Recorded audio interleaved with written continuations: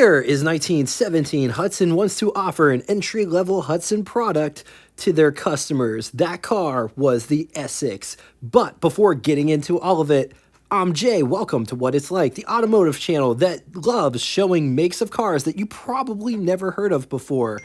And bring back some of those lost and forgotten memories, history, specs, design. It's like seeing these cars for the very first time. We post between 4 and 5 episodes a week, with engine episodes generally on Wednesday, but today is Wednesday and there's no engine episode because this was supposed to air yesterday. If that sounds of interest to you, subscribe and hit the bell icon next to it to never miss a video. Wait a second, you hear that? Spring is finally here. If you have a cool car in your personal collection and you would love to see it featured on this channel in mini documentary format, message me at what_it's_like at yahoo.com. Also, if you have a YouTube car channel or you're just in the car sector in general and would like to collaborate in some way, also reach out to me. Also want to mention this, we are coming up on our 500th episode. Just for reference, this episode is the 480th episode we've done so far.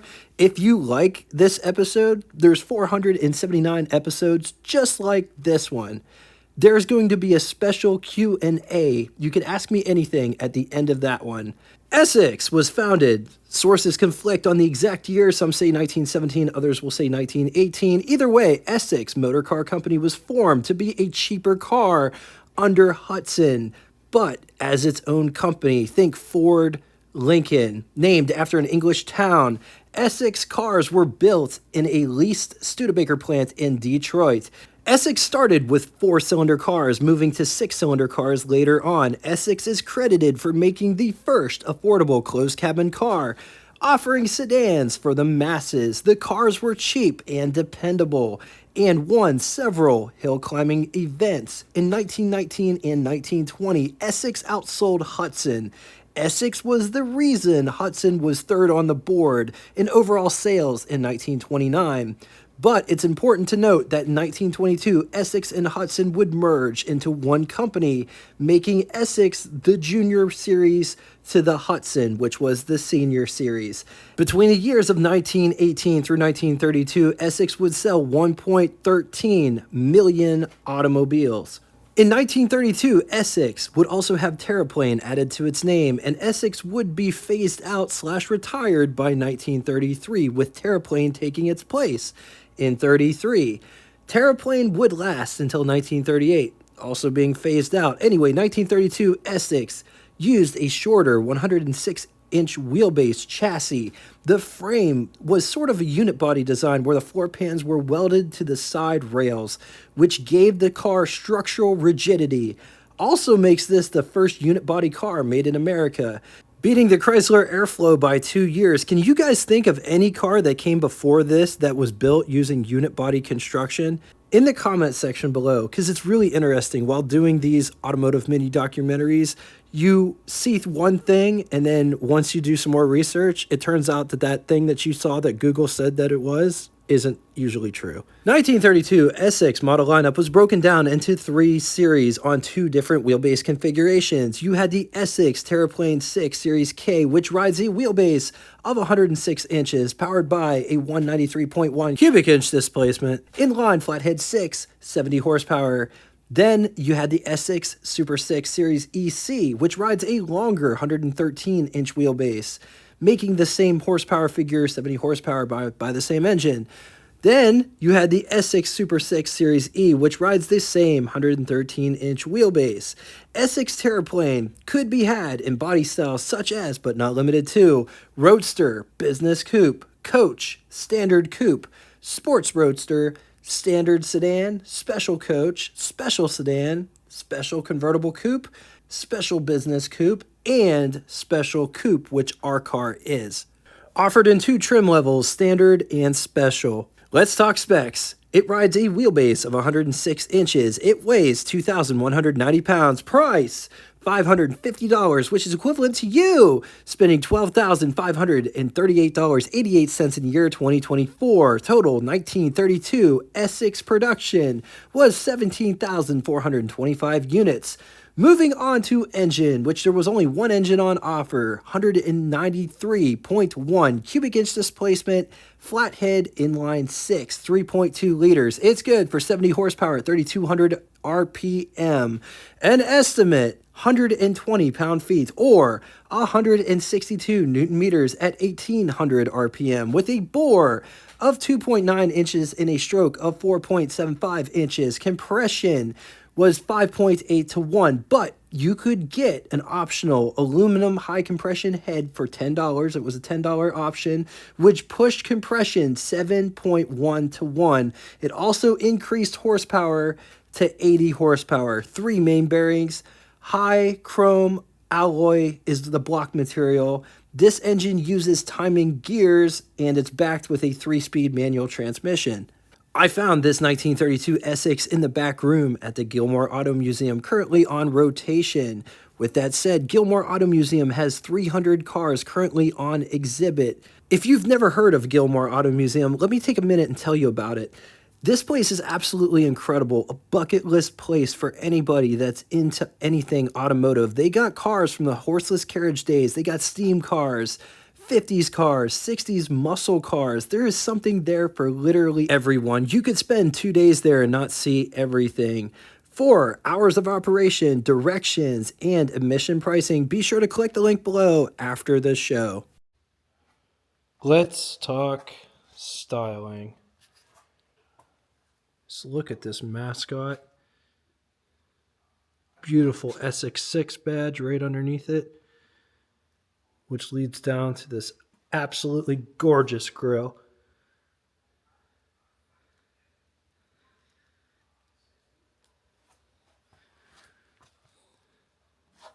Bumpers are pretty basic, but they do have this nice little dip here that correlates with the grille, how it comes to a point. Also notice the grille isn't straight, curves at the bottom. Bumpers are attached to the car here and here. Just look at this, how this is all designed.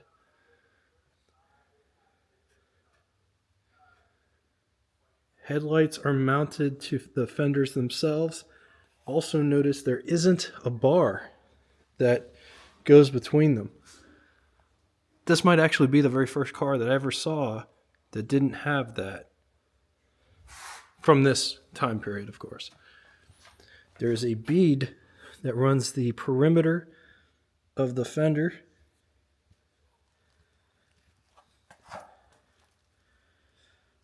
Absolutely gorgeous spoke wheels.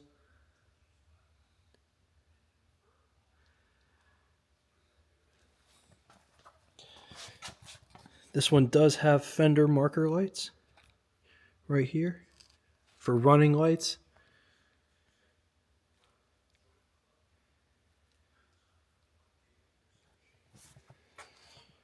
Nice pinstriping.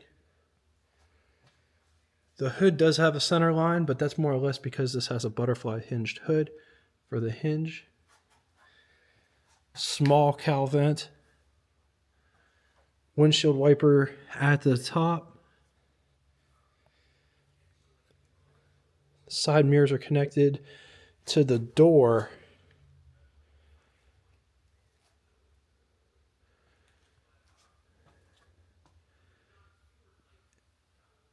And it doesn't really have drip rails. It has like a drip ledge.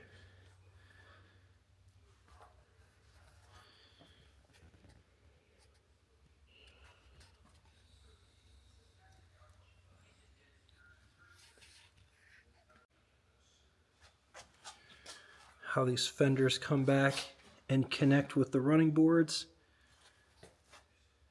And then they taper pretty drastically before coming to the rear fender. Rear fender has this nice bead over top of it, just like the front fender, and a better look at these absolutely gorgeous spoke wheels.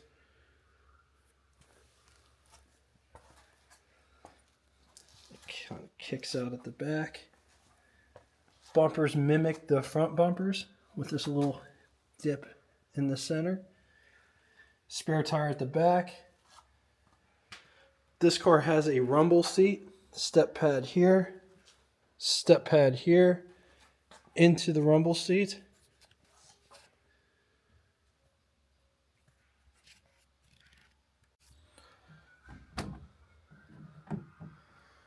Notice this door is all framed out.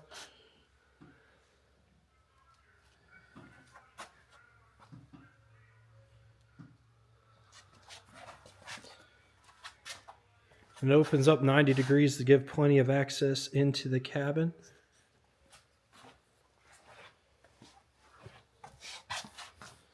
The material feels like a mohair variety. Window crank for the big window. Door handle to get out. It's got wood. Might be faux wood.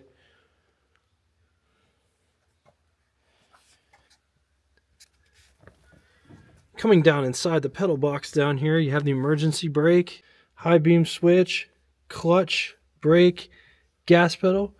Just take a look at this interior. The seats feel like mohair too. The rear window does go down so you could have a conversation with your mother-in-law that's sitting in the seat right behind you outside the car. And that window is controlled by that T-handle there. There is a dome light in the center. Here is what over the hood looks like. Here's what first person over the hood looks like. On to the button switches and knobs. Starting on the left and moving right. Starter. 2 gauge pods sit directly in front of the driver. In the first gauge pod on the left-hand side houses the gasoline gauge and coolant temperature. The pod on the right houses this speedometer that has the odometer and tripometer at the bottom. Notice a 100 mile per hour speedometer, even though this car probably can't do the 100 miles per hour, unless of course going down the side of Mount Everest. Believe it or not, this car has oil pressure and generator idiot lights. For those that don't know, Hudson pioneered idiot lights, and this is the earliest car that I've ever seen with these 2 idiot lights. In the center of the idiot lights is the crank for the windshield. Headlights, key/ignition, choke. This car even has a glove box that locks. Here is a diagram in case you missed anything. Up above, there is one sun visor. It's pretty good size. There's my hand for reference. There isn't another sun visor over there, but there is a rear view mirror in the center. Taking a real quick gander at the engine that powered the Essex, coil is mounted to the firewall. Notice it has a downdraft carburetor. Horn is mounted directly to the head. Generator, taking a quick gander at the intake side. Exhaust runs on top of the intake. Distributor is also on that side, and it's at the bottom of the engine block, angled slightly up. On the positive side, it's a 32. They didn't make a bad looking car in 32, to quote a really good friend of mine, Gary, if you're listening. And he would be totally right. I haven't found a single car that looks ugly from the 1932 model year. Super soft seats, good power for the time period. You have to remember, Ford flathead V8 made 65 horsepower. This has 2 less cylinders. It makes 5 horsepower more, or 15 horsepower more with the optional high compression head. Easy to read gauges with crank out windshield against it. These were rare when they were new. They are extremely rare now. This is the first one that I've ever seen. Parts are really hard to find, both body parts and engine parts. All right, now it's time for Would You Rather. 2 scenarios today, and these are around the same price point, but which one would you rather have? 1932 Ford V8 or 1932 Essex Terraplane or 1932 Plymouth or 1932 Hotmobile S214, which is the most expensive car in this category. But which one would you rather have? I'm going to leave this here for a minute. If you need more time, feel free, pause the video. On to the second scenario, 1932 Durant, which was the last year for Durant, or 1932 Essex Terraplane, or 1932 Rockney, or 1932 Willis Series 6-90. Once again, gotta leave this here for a minute. If you need more time, feel free, pause the video. Now it's time for Name That Tune. First person to get both the name of the band and the song title correctly in the comment section will have their comment pinned to the top of it. Thank you all so much for coming out and watching this. I'm dead serious. If you want to talk to me one-on-one, feel free. Drop me a line at what_its_like@yahoo.com. Until next time, toodaloo! Essex was broken down into 3 series. 2 wheelbase configurations. Essex Terraplane Series 6. Damn it. Oh man, this is going to be hard. Okay, 1932 Essex model lineup was broken down into 3 series. Essex Terraplane 6 Series K, which rides a wheelbase of 106 inches, powered by a 191 point. Man, I suck at numbers. Let's talk specs. It rides a wheelbase of 106 inches. It weighs 2,190 pounds. Price, $5,050. No. Price, $550, which is equivalent to you spending $1,255.87.3. I'm Jay. Welcome to What It's Like, the automotive channel where we dig cars that don't track your every move on the proverbial chessboard. I'm picking up good vibrations. She's giving me excitations.